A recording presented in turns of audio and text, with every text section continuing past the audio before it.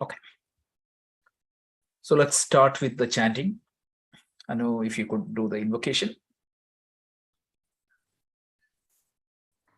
Om Sahana Bhavatu Sahanau Bhunaktu Sahaviryam Karavavahai Tejasvinavadhitamastu ma vidvishavahai. Om Shanti Shanti Shanti. Harihi Om. Shri Gurubhyo Namaha. Harihi Om. Okay, good evening, good morning. Welcome back to our Bhagavad Gita session.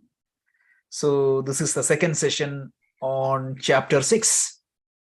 So you could see the whole agenda, what we are going to do today in the screen. We will do the recap and we will cover 4 verses and we will do a quick summary. That's the agenda. With that, we can get started. Sorry, 1 second. We can get started. So the first topic. Last time we did some introduction, and the first topic we did was an introduction on the dhyana, where we talked about the role of meditation. And also we talked about the chapter layout. That was the 2 topics we covered in our previous session. So the first topic we covered last week was what is meditation is not meant for. Usually people think that meditation is a tool for self-realization. It is not. People take it as a means for gaining self-knowledge. We said that's not correct. And also people think that it is useful for gaining mystical experience. While we are do not denying the role of meditation in gaining some experience, but that's not its purpose. The purpose of the meditation is, we said, it can be used for controlling the mind. That is the main purpose of the meditation. And calming the mind or conditioning the mind. That is another purpose of meditation. And quietening the mind. In fact, meditation is a mind management technique. So we wanted to ground ourselves in the role played by the meditation. So that's one topic we covered. And the second topic we covered was, what is the layout of this chapter? Dhyana Yoga, Bhagavad Gita. So we found that this chapter is not in proper order, but what I'm showing here is the topic covered in this chapter. So we said this chapter has general preparation to be followed for becoming a better meditator.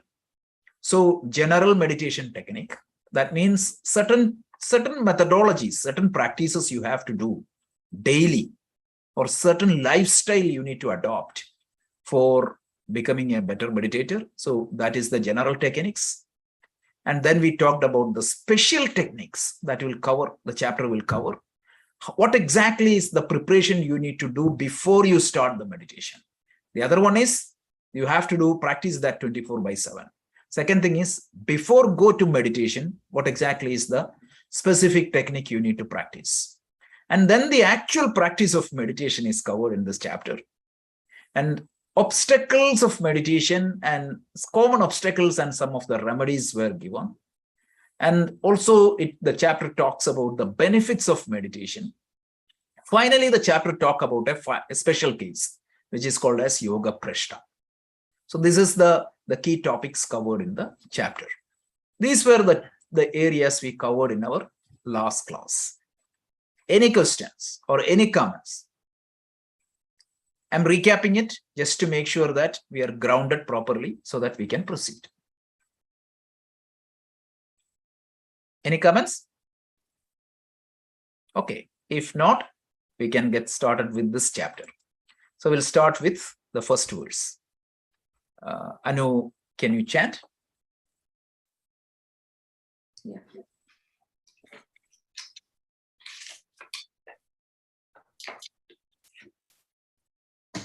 ॐ श्री परमात्मने नमः। अथ षष्ठोऽध्यायः आत्मसंयमयोगः। श्रीभगवानुवाच अनाश्रितः कर्मफलं कार्यं कर्म करोति यः स सन्न्यासी च योगी च न निरग्निर्न चाक्रियः।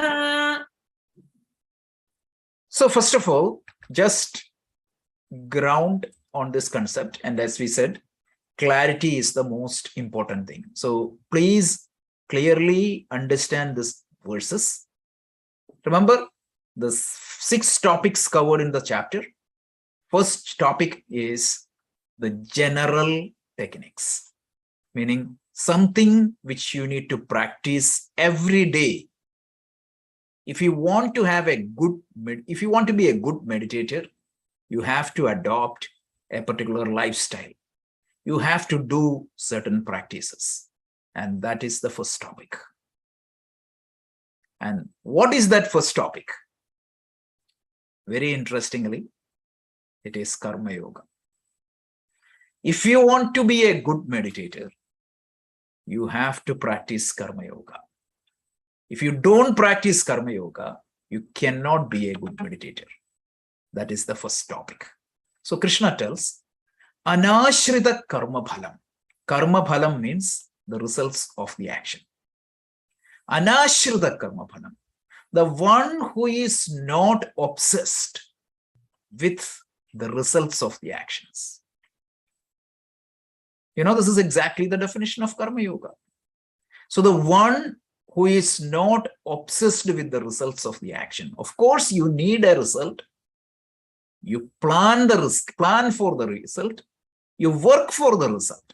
But you know that beyond your work, there is an X factor that determines the result. So if you are particularly obsessed with a particular result, if you are deeply obsessed with a particular result, what is going to happen? It is going to affect your present. It is going to affect your future. It is going to create stress in you. And it is going to create negative mental impressions in you. So the first skill you need to practice, if you want to do a good meditate, if you want to be a good meditator, is Karma Yoga. The reason is, if you don't practice this Karma Yoga, the stress and strain and the mental impressions in you will not make you a good meditator. It will disturb your mind.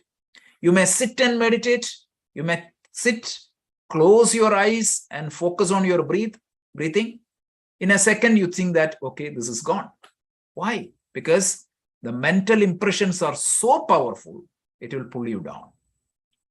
So, anashrita karma phalam, then what is that? If you are not obsessed with the result, if you do not have a binding results, that means, are you a person who is sitting idle?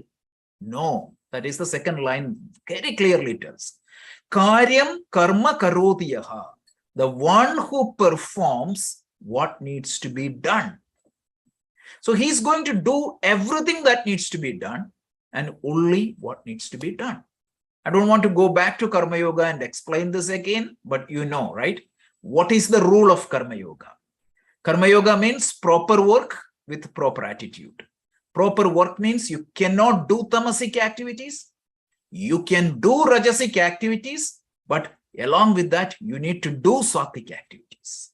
And you have to perform that activities with a spirit of Ishwararpana Buddhi. Like you want to offer those actions as an offering to the God. And whatever results you get, you want to take it in the form of prasada buddhi. So that is what is highlighted in these 2 words. Anashrita karma bhalam, karyam karma karoti yaha. Sa sannyasi cha yogi cha. That person is a sannyasi and a yogi. People think that a sannyasi is a person who is wearing the orange robe. In the 5th chapter, we had a long discussion about that. Krishna rejects that idea. In fact, what we did at that point of time was we tried to see the different possible meaning of the word sannyasi And one of the meaning of the word meaning of the word sannyasi is a karma yogi. So if a person does karma yoga diligently and religiously, like if he does that karma yoga, he is like a sannyasi. And that Krishna tells, that is the true sannyasi. Not na niratnir na chakriyaha. He tells he is the true sannyasi, meaning a karma yogi is the true sannyasi, not the person na niratni. So the person who renounced fire, it's a symbolic expression. Conventionally, what happens? The fire or the Agni represents the rituals in the olden time. You need to think about a time when the Gita was written. So for a householder, they used to do these daily rituals. And Niratni means what? A person who takes the lifestyle sannyasi, then he won't do these daily rituals. So merely taking up the lifestyle of a sannyasi doesn't make a person sannyasi. A person who does his actions properly with a spirit of karma yoga is qualified to be a sannyasi more than a lifestyle sannyasi who simply renounced the ritual and sitting idle. Nacha akriyaha, and sitting idle. So as a karma yogi is much better than a lazy lifestyle sannyasi. This is the meaning of this verse. Very revolutionary words. You can see this, right? So Krishna is indirectly criticizing the people who take sannyasa as a means for escaping from the world and for sitting idle. And he clearly tells a karma yogi who is performing the action with a spirit of Ishwararpana Buddhi, Prasada Buddhi, is much better than a mere sannyasi. In other words, why it came in this chapter of Dhyana Yoga? If you don't do this karma yoga, means a lot of people are interested in meditation nowadays, right? Anybody and everybody is interested in meditation. It's such a fancy word. Everybody comes to us and also everybody everywhere and ask, okay, I want to do meditation. Their meditation may not be successful if you don't practice this karma yoga. If you take Bhagavad Gita, right? It's only in the 6th chapter Krishna is addressing the meditation. Before that, he was talking all along the 2nd to 5th chapter, Karma Yoga, Karma Yoga.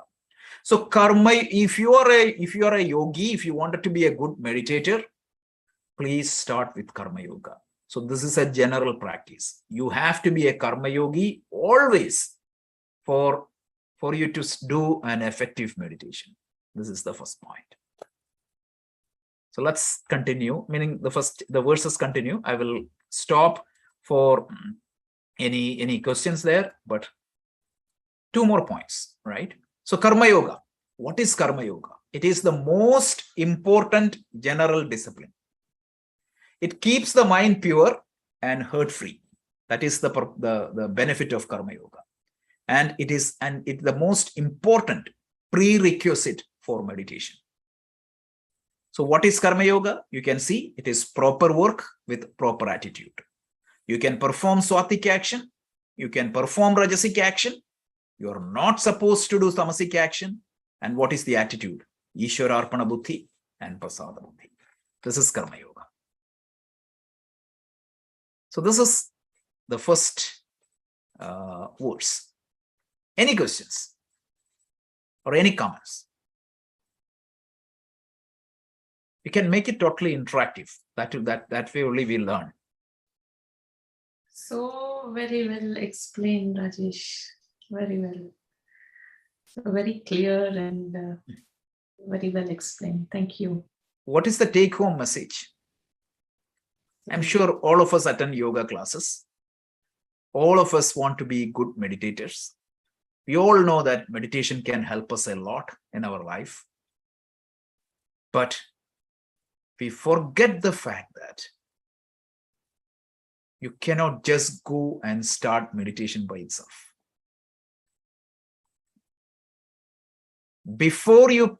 Along with meditation, definitely you have to do Karma Yoga.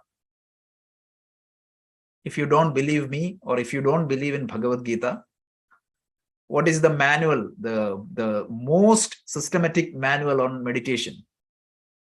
Patanjali Yoga Sutra, right? Out of the 8 limbs of yoga, when exactly is meditation is introduced? Which limb is meditation?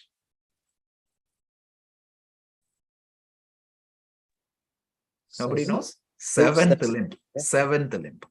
So Yama Niyama. And in fact, before that, he introduces Kriya Yoga. That is Karma Yoga. So without practicing Karma Yoga, our meditation will not be effective. So if it is my sincere request to you, right? I told this multiple times. If you want to get advanced in your spiritual life, if you want to get advanced in your spiritual life, where exactly you need to get started? Karma Yoga. 100%. Karma Yoga. And is it difficult to get started with Karma Yoga? Probably it is much easier than Dhyana Yoga. Karma Yoga in its full extent is difficult, but is it difficult to get started with this Panchamahayajna on a monthly basis? Every month, you make sure that you do these Panchamahayajna. And at least when you do this Panchamahayajna, can you do that with Ishvara Arpana Buddhi, Prasada Buddhi? That itself is going to make a lot of changes in your life. I know I can vouch that. Something I cannot say that with that much confidence, because I never felt it or experienced it. This I know that from my own experience, how much change it can bring in your life is amazing. So that's why even in this chapter on meditation, Krishna starts with Karma Yoga, because this is such an important practice. That is first topic. One more thing is, just it's a passing thought, right? Let's say that you're driving your car to work, or you find that, okay, my car has a small scratch. That itself can disturb you. Of course, it is a matter of concern. You need to address that. But imagine that you got a bigger program on that day. You got an award, and at work they are celebrating it. You found a small scratch. You may just leave it then, at least for that time frame. Why? Because something bigger is there. Something big is there for you to look upon.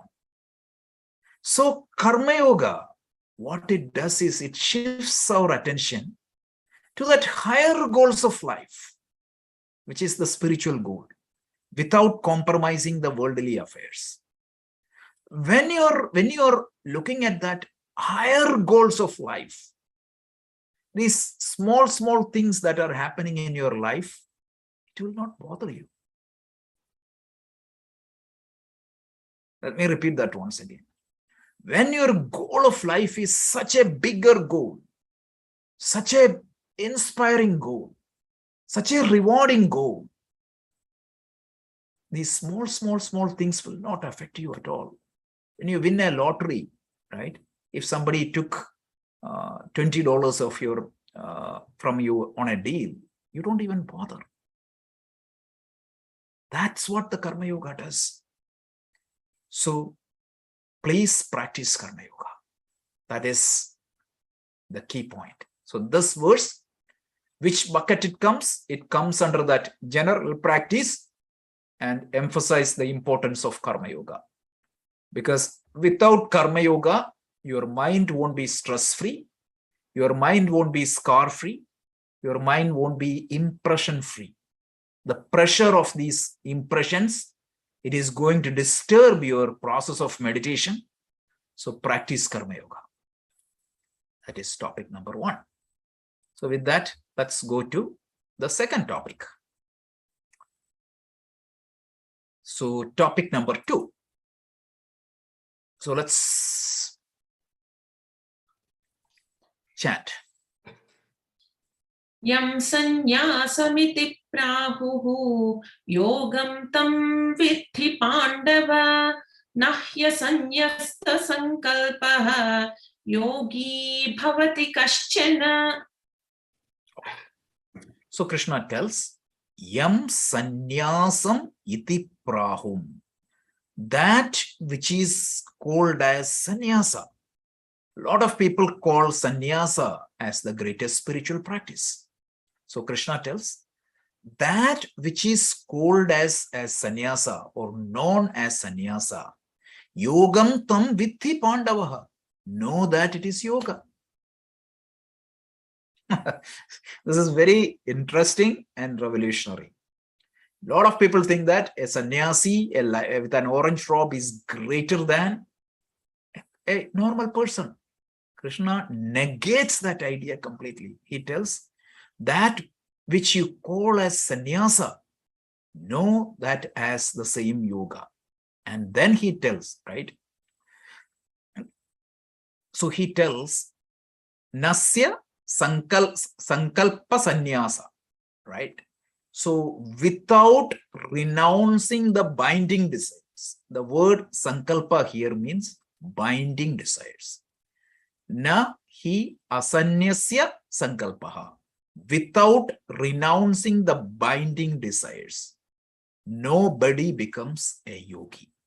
So a yogi, a karma yogi, is essentially a sannyasi. What exactly he renounces? He renounces the binding desires, the obsession for the fruits of action. He renounces.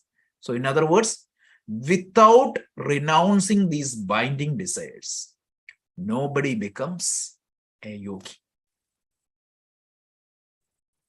So that which is known as sannyasa, popularly known as sannyasa, Krishna tells, know that as the yoga.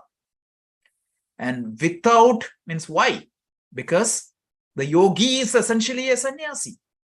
What is the meaning of the word sannyasa? Sannyasa means samyak nyasa. So something you renounce. Depending upon what exactly you renounce, the sannyasa can have different meanings. And here, a yogi has to renounce something. Without renouncing something, one cannot become a yogi.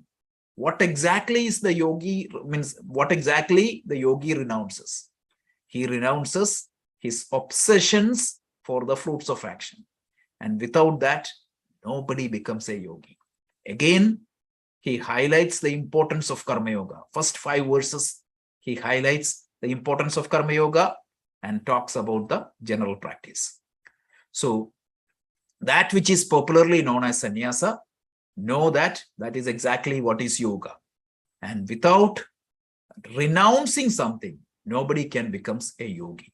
So since the yogi is renouncing the obsession for the fruit of action, that yogi is a sannyasi. That's what the point is. So let's see a couple of more points here. So that thing, what is karma yoga, right? Karma yoga is an important practice. So it is a type of sannyasa. It's a type of renunciation. And nobody can become a karma yogi without renouncing the binding desires. That's what I was talking earlier. So just for your knowledge, when we discussed the chapter 5, right, we talked about sannyasa a little bit more. What is sannyasa? Sannyasa means you're renouncing something. Depending upon what exactly you renounce, there are different meanings for the sannyasa. The first meaning is kevala sannyasi. Kevala sannyasi means I'm a lazy fellow. I'm just renouncing all my duties. I'm sitting idle. So that is known as kevala sannyasa. That is not a healthy lifestyle. That is not something that needs to be encouraged. So this is a negative kind of sannyasa. That is also can be called as sannyasa. The second meaning is what? Renouncing the obsession for the fruits of action. And the third kind of sannyasa is what? Renouncing the sense of doership. I see that higher power of the universe, and I know that I am just becoming an instrument in his hand. So these 2 and 3 put together is known as Karma Yoga. So remind you, right? This person is not wearing an orange robe. He is not doing only the Swati Karma. You can see like he might be a hard-working laborer, or he might be a software engineer, or he might be a scientist. But as long as he is working using these 2 conditions, he don't have any obsession for the fruits of action, and he do not have the sense of doership. He is offering it as to Ishvara. If that happens, that is also sannyasis. And 2 and 3, because of these 2 and 3, Krishna is saying that yam sannyasam prahum yogam tam vidhi bandhava. That which is known as sannyasa is yoga, because the number 2 and number 3 interpretation of sannyasa is essentially of that of a karma yogi. And then there are 2 more types of sannyasa. Number 4 is a lifestyle sannyasi, meaning he has not reached the highest state, but he is renouncing the worldly activities and he is taken a profession dedicated for the study and the propagation of the scriptures. That is known as a lifestyle sannyasi. The person you see with orange robe come under this category. And this category of sannyasis are also known as, anybody remembering the term? Vividisha sannyasi. Vividisha sannyasi. So they take up a mantra, they get an orange robe, that type of sannyasi.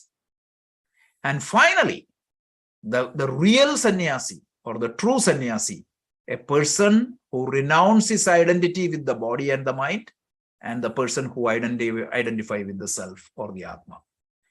So what exactly he renounces? He renounces his ego. He renounces his identification with the body and the mind through knowledge. And that person is known as Vidvat Sannyasi.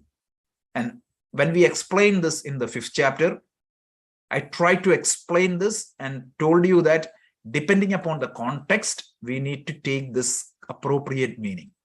And in chapter 4, chapter 5, when Krishna was talking, he was talking about number 2, number 3, and number 5. He never talked about number 1 or number 4. So what happened to Arjuna? He thought Krishna is talking about number 4. And that is why he got confused in chapter 5. So then that time only he explained this very properly.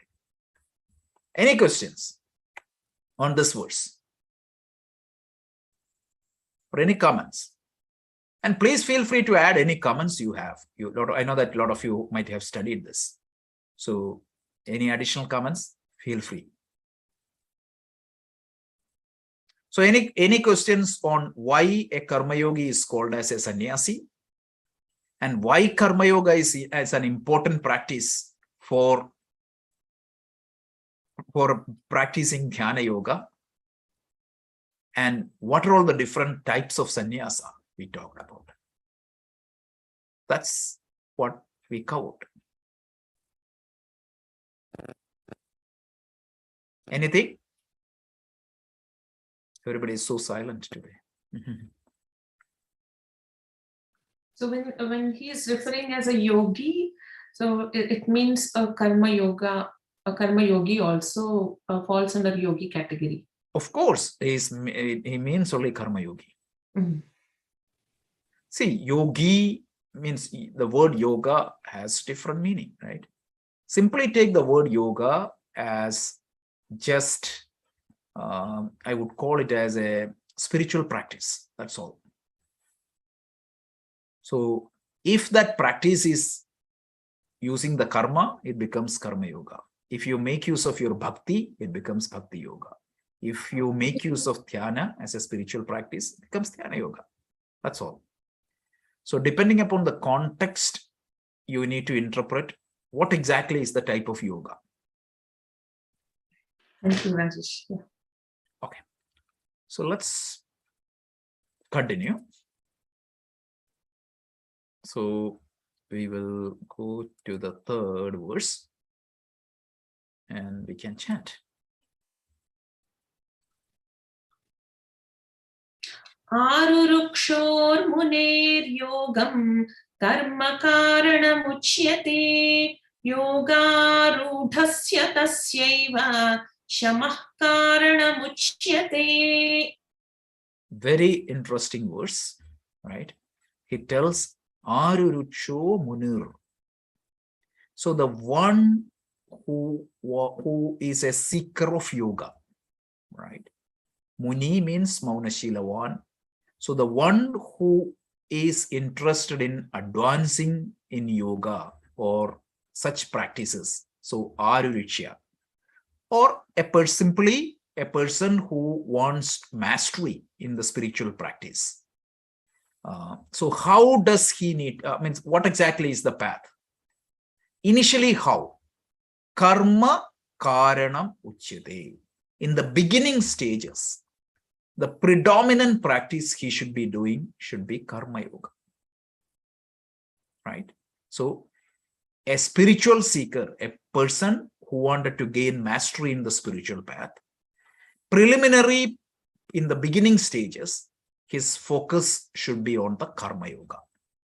Then he tells, yoga rudhasya tasyaiva. Yoga arudha. Arudha means you seated in yoga or you established in yoga. Once you establish in yoga, shama karanam uchyate. At that time, you may want to practice the quietude, the meditation, as well as the knowledge. So, very interesting verse because it lays out the stages and the type of practices suitable for each stages. I think we discussed this a lot.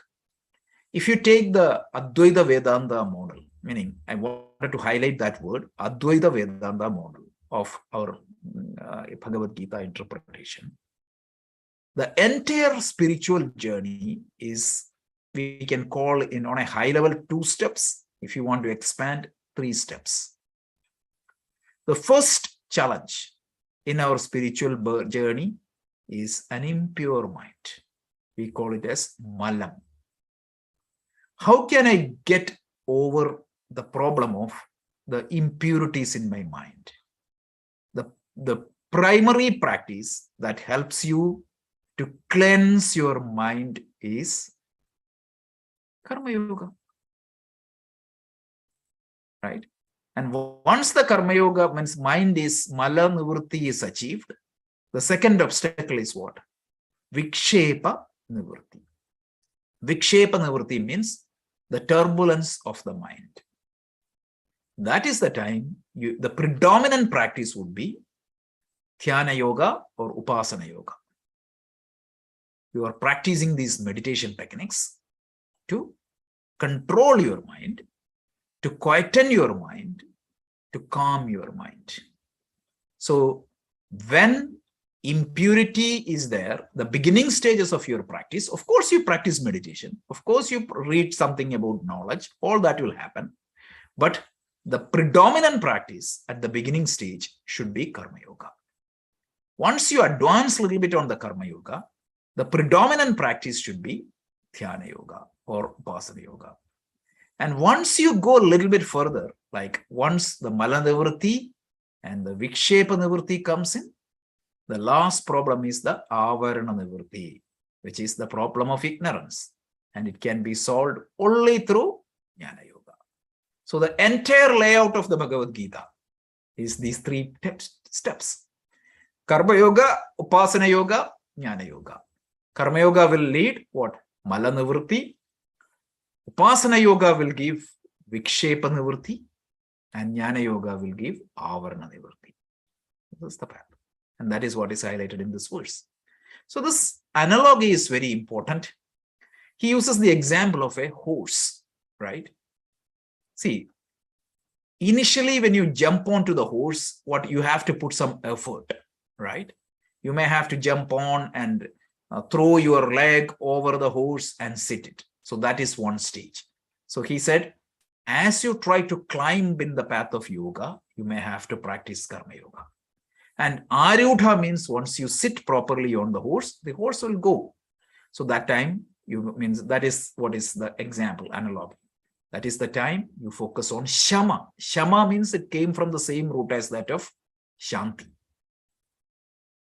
You quietude, dhyana yoga and jnana yoga. This is the spiritual path. The entire spiritual path is highlighted.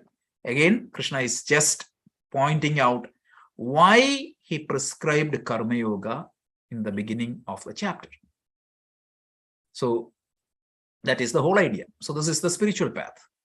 So karma yoga is the means for getting stabilized in jnana yoga. Without karma yoga, you cannot gain getting stabilized in jnana yoga. Second thing is that once you established in dhyana yoga, you should focus on the path of knowledge, jnana yoga. And karma yoga, what? It insulates the mind from the like shakes or shocks and stress, and provide a mindset which is conducive for meditation. This is the benefit of karma yoga. So in the beginning stage, the focus is karma yoga. In the intermediate stage, the focus is jnana yoga. And finally, in the advanced stage, the focus is jnana yoga. This is the spiritual journey. Any questions on verse 3? Rajesh? Yes. Is Malana Vritti something you get when you practice karma yoga, or you practice karma yoga to reduce? Mala nivritti. Nivritti means freedom or getting out of. Mala means impurity. Yeah. Okay. Nivritti means you are getting rid of malam, impurities, by the practice of karma yoga. Okay. Absolutely. That's why the name also there, Amala. Amala means the one without mala. That is how the name comes in. Okay, so let's go to the final verse for today, which is verse 4. Let's hear from Anu. Yada hinendriyartheshu na karmasvanusajjate sarva sankalpa sannyasi yogarudhastadochyate. Another beautiful verse, he tells Indri, the whole idea is, right, how long you need to practice karma yoga. It's very easy, right? In worldly affairs, it is very easy. How long I need to practice for a test till I pass the test? How many years I need to study to gain a degree? 4 years. How many years I need to study in school? 12 years. It's all fixed. But the spiritual maturity, it cannot be easily measured. And it cannot be like, for me, it might be 10 years, and for you, it might be 2 years. From person to person, it varies. Depending upon the maturity of the person, it varies. Depending upon the effort you put, it varies. Depending upon your grace you have, it varies. So how long I need to practice karma yoga? So in this beautiful verse, Krishna gives us a clue. How do you measure your spiritual maturity? Right? So he tells, very, very beautifully he tells, first thing is, Indriyartheshu na anushajjate. So he tells a spiritually mature mind, right? He say, Indriyartha na anushajjate. The materialistic goal, right? The Indriya Artha. Indriya means sense organs. Artha means the objects, the sense objects or the external objects. It will not be binding.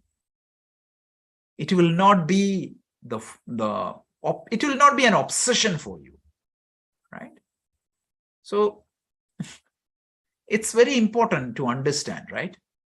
It's easy for you to not to drink coffee, but it is not easy for you to drink, to renounce the obsession for drinking the coffee. If I have a little bit willpower, I can say that I'm not going to drink coffee tomorrow. That's not what we want.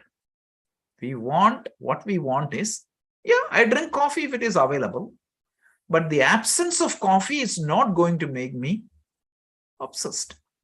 A lot of people think that this is renouncing the sense objects, but please understand that you all know, right? What is going to make you upset?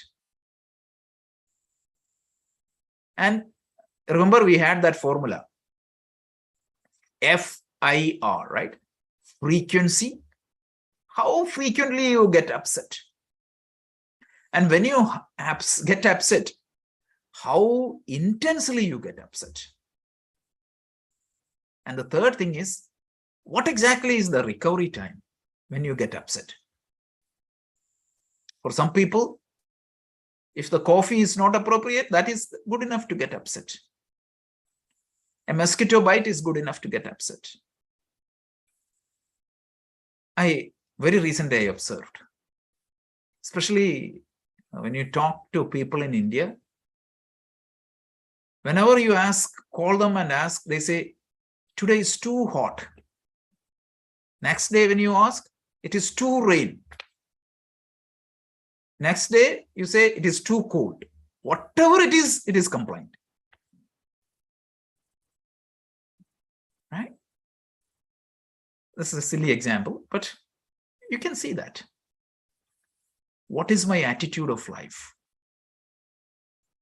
So, if you have developed that maturity, that means you will have this condition, Indriya Artha Na Anushajyate. So it is, the use is Anushajyate. Constantly, yeah, you may get upset, right? If you get something, you may get upset, but you won't continue that for a while. So a spiritually mature person, in the sense objects will not create any obsessions in him. If it is available, he will enjoy. Does he work towards it? Yes, of course he will work. But if that is not available, he is not upset. Then, na karmasu, he tells, mind is not much interested in the sense pursuits. And then he tells what? Sarva sankalpa sannyasi, means a person who has renounced the sarva sankalpa. Sankalpa here means the binding desires. So a person who is not obsessed with the sense objects, the person who is not obsessed with a particular karma or action. So then a person who is sarva sankalpa sannyasi, the person who has renounced all the binding desires, then you can say that yoga arudha taduchyate. Then you can say that that person has established in yoga. So till you get that, you wanted to practice karma yoga. That doesn't mean that you cannot start meditation now, but understand that you can progress a lot in meditation only when you have stabilized your mind, purified your mind through the karma yoga. And that is why Krishna is giving this advice very clearly, that if you want to advance in meditation, otherwise what happens, it will be like a 5 minutes exercise. When you do the prana vishna itself, for a 3 minutes, 20 seconds, your mind is gone. This is difficult. So if you do karma yoga, it will give you a boost in your meditation practice for sure. This is the four verses. Predominantly, we were talking about the importance of karma yoga. So that's what it is. When the mind is not obsessed with the sense objects, it is when the mind is free from binding desires, when the mind is free from the worldly preoccupations, that time, you said that means till then you are not yet matured. You need to continue to practice karma yoga. And in this chapter so far, the 4 verses we covered, what the highlight was, karma yoga is an important prerequisite for meditation. Don't overrule or underestimate karma yoga. People think that karma yoga is not for me. Karma yoga is a must-have spiritual practice. These were the 4 topics I wanted to cover today. So we can pause here. I don't know if you can chant those 4 verses once for all of us, then we can open up for Q&A. Om Shri Paramatmane Namaha. Atha Shashtodhyayah Atma Samyama Yogaha. Shri Bhagavan Vacha Anashritah Karma Phalam Karyam Karma Karoti Yaha Sasanyasi Cha Yogi Cha Naniragnir Na Chakriyah Yam Sanyasamiti Prahuhu Yogam Tam Viddhi Pandava Nahya Sanyasta Sankalpaha Yogi Bhavati Kaschana Arurukshor Muner Yogam Karma Karana Muchyate Yoga Rudhasya Tasyaiva Shamah Karana Muchyate Yada hinendriyartheshu na karmasvanushajjate sarva sankalpa sannyasi yoga rudhastadochyate. Excellent. That's fantastic. So with that, we can go for Q&A.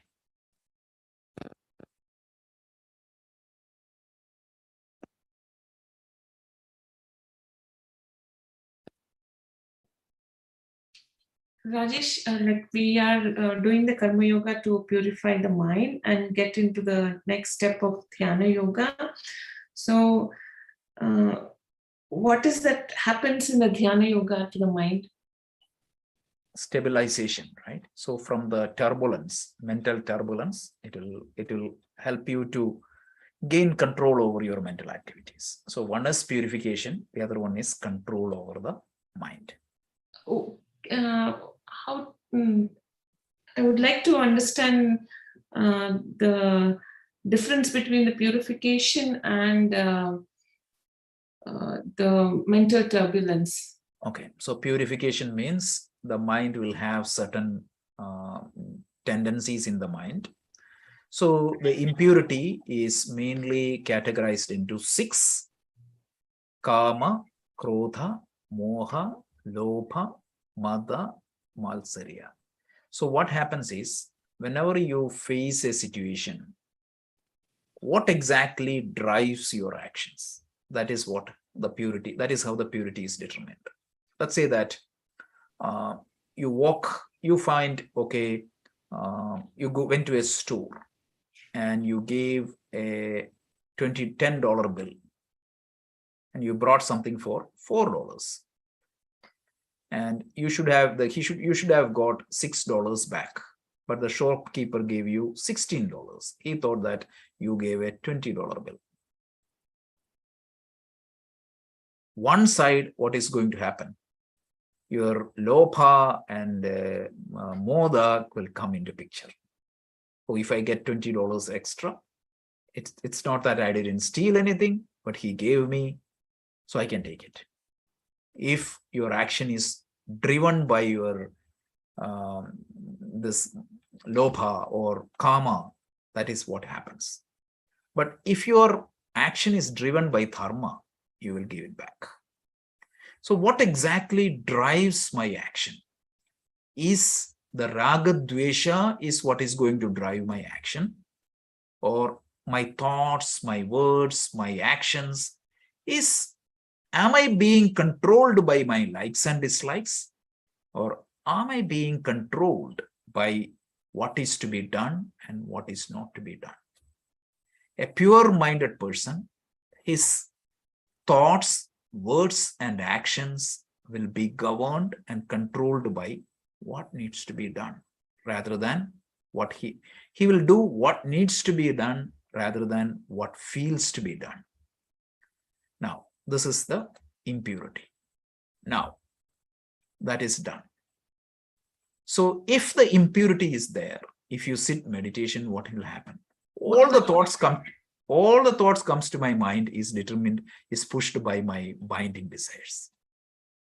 So if that binding desire pressure is not there, it will be much easier for me to control my thoughts. So that controlling will happen at the seat of meditation. So the purity step is to mainly perform an action. What instead of what action means the thoughts also, right? What your thoughts and actions yeah. Are towards more what needs to be performed instead of what you feel to do. Yeah. So you will do what is right rather what than ought to be done. Yeah. So what happens is when you start doing, in the beginning stages, all my thoughts, speech, and action is controlled by my likes and dislikes. Okay. And once you practice over a period of time, what happens? What I feel is what I need. Your raga dvesha becomes your likes and dislikes over a period of time. That is the beauty. So that's why the karma yoga is such an important practice. So you are not bound by your likes and dislikes. You are not bound by your likes and dislikes. That doesn't mean that you are not renouncing your likes and dislikes, right? In making a decision. Yes, your likes and dislikes will not prevent you from doing what needs to be done. This is the most clear explanation of that difference. Yeah, that is the karma yoga part, right? That is purity of mind. Yeah. But I still did not get what Jnana is yoga. Okay, so that what is I'll tell you, right? So that purity is part is then. Now you sit and see what exactly is the thought comes to my mind. The karma yoga will ensure that no impure thoughts are going to come to my mind. No impure thoughts, meaning like kama, madhama. Kama is okay, right? But the kama against dharma is not coming to my mind. Or even if it is coming to my mind, I'm not entertaining it. So karma yoga will ensure that. Okay. Now, the problem is what? What do I have control over what thoughts come to my mind? Let's say that a swatik person, something happens, he faces a big challenge. What thoughts comes to his mind, he do not have any control. Right? Another simple example, he might be sitting and meditating on Lord Shiva. Instead of Lord Shiva, his child's picture will come to his mind. Or he might be worried about the work he needs to do tomorrow. Thinking about the work he needs to do tomorrow, is that something against dharma? Absolutely not. It is a genuine thought. Thinking about his daughter is a genuine thought. Worrying about his daughter's admission is a genuine thought, right? Or making a trip to India is a genuine thought. Or planning for a vacation is genuine thought. Or thinking about eating a favorite food is a genuine thought. Nothing wrong. But what comes to my mind, I do not have control. So the purpose of meditation is I decide when I need to think about my daughter. I decide when I need to think about my work. I leave the work when I leave work. Usually what happens, even for good people, when they come home, they think about work. And when they go to work, they think about home. So what comes to their mind, they do not have control. So that's where the control is required. You will decide what I want, where I want to focus. Right? You want to study. A simple example. A lot of people told me, like, when they, and this is a joke, right? So you might have heard the PMP exam. one of the, there's a manual to study for the project management body of knowledge. Right. People used to say, when you take that book, you sleep. Mhm. And some people use that as an aid for sleep. Even people with insomnia, they use it, right? So they say, right? And they say, even for Gita, when I read Gita, my mind don't stays there. You go to a class, a lecture like this. You sincerely want to listen to me, but what happens in between? The mind goes to beach or to somewhere else. I don't have that control. So this is a must-have control, the focus. See, Daniel Goleman say the focus is the hidden driver of success. So very important. Okay, so having the focus, so the meditation gives the focus. Meditation gives the focus. More than focus, it gives the control. My ability to bring what thoughts I need to entertain at a given point of time. Okay, so that would be called as Dhyana Yoga. That is called, Dhyana Yoga or Upasana Yoga. Okay. So Clear? that, yeah. These two are very important. Yeah, and that we call it as what Malanivrutti. Vikshepa nivrutti. That turbulence. That is called turbulence. Mental turbulence or uncontrolled mind. Fantastic. Thank you very much, Rajesh. Okay. Any other questions?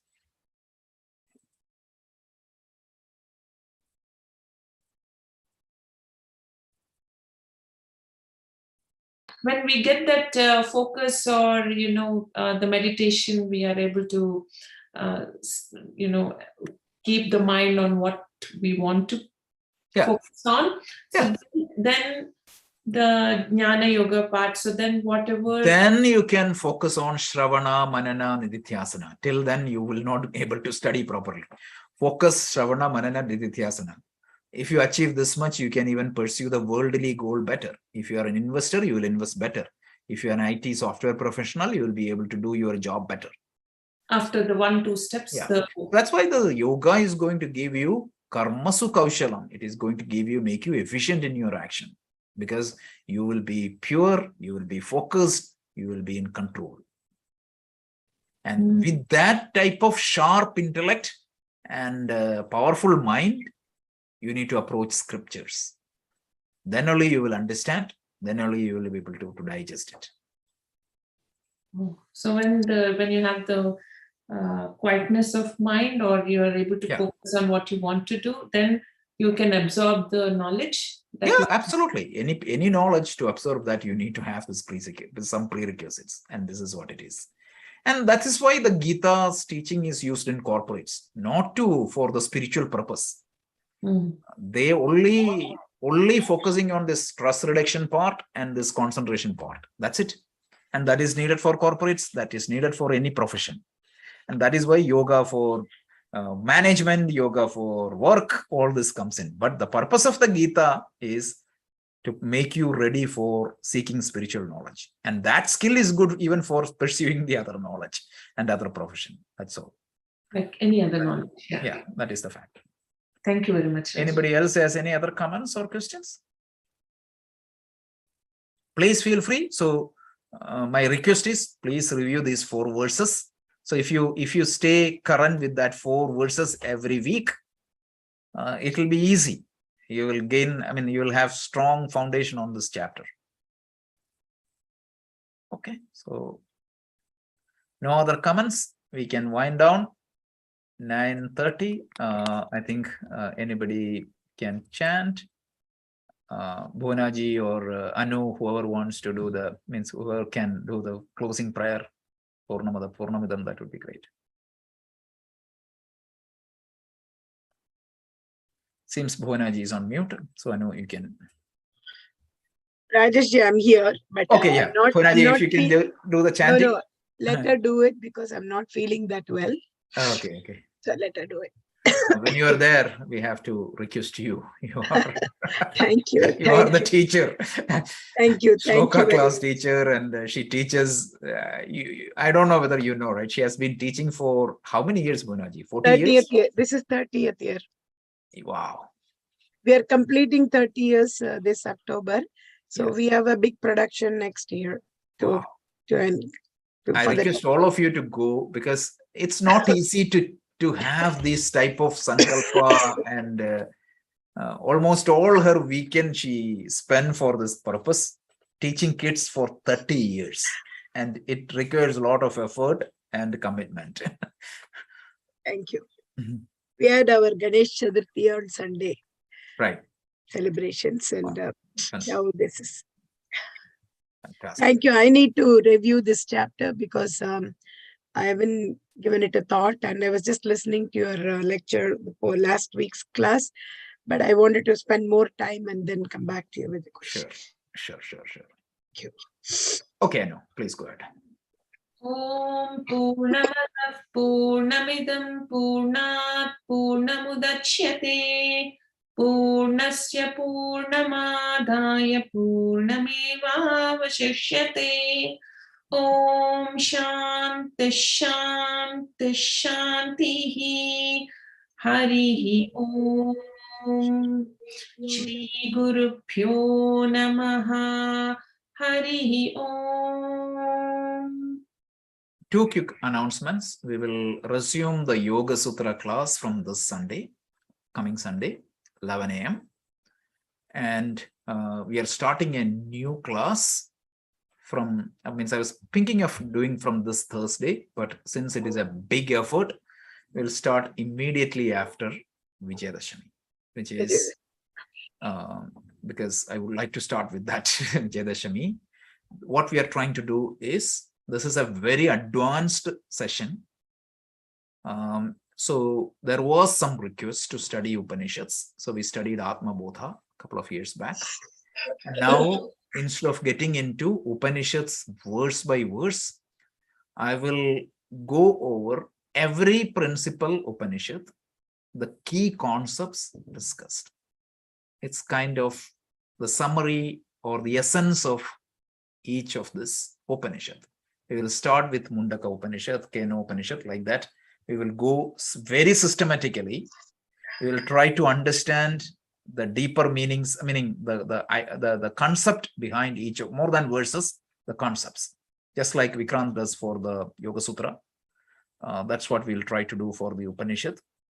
And a parallel Hindi class also will start on that, on the Upanishad, once the Yoga Sutra is over from India. But this is the starting point of that. And once this is done, we can pick up each of these Upanishads and study verse by verse with Shankara Bhashya for those who are interested.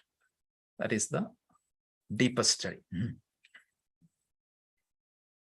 And I know that, Rohitji, what you mentioned, that the Sanatana Dharma, we will start from January, along with the Makara Sankranti, we will start Introduction to Hinduism 101. That is the course we are designing. 52 lessons. With that, we'll have the videos published. I already created the videos are being produced. All the different aspects of Hinduism will be covered. It's a very fundamental. It's a 101 course. So that will start from January. We will publish a video every week, but there will be a live session supporting that. These are the upcoming activities for next year, this year. Thank you. Yes. Thank you.